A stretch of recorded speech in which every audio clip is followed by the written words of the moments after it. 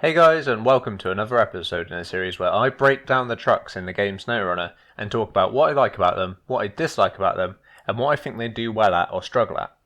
Today I'll be covering a truck that was requested of me, the hulking heavy truck, the P16 in all its glory.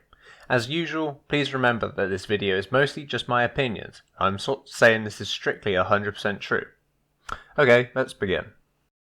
Okay, so there's no beating around the bush with this truck. This thing is an absolute monster in the mud, and basically it comes down to the tyres.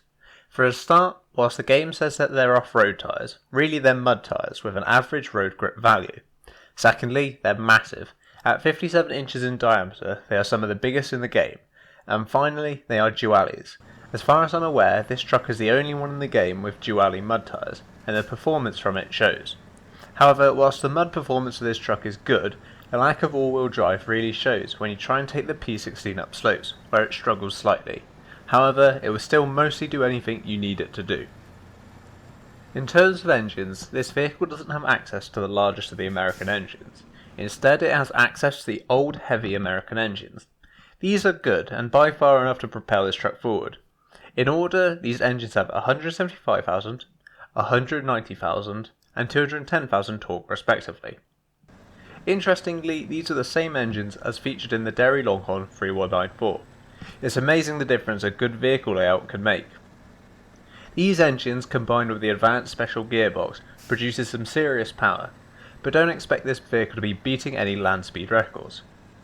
Finally, it should be noted that thanks to the gearbox, this thing's fuel consumption isn't as bad as you'd expect. This truck isn't perfect though, and there are definitely some downsides to it.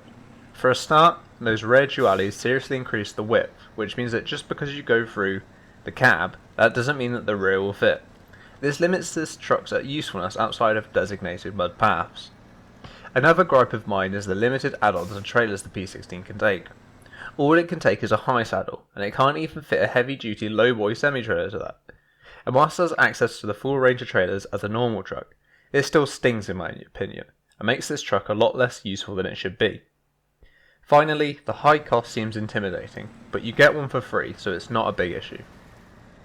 The real question, however, is why would you ever pick the P16 over the P12?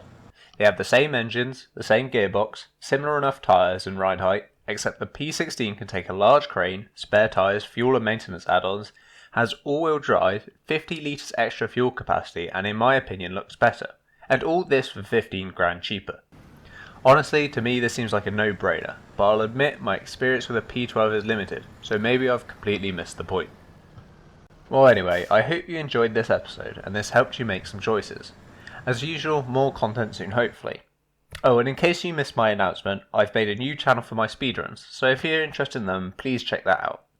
Hopefully I'll remember to link down in the description. Thank you for watching everyone, and take it easy.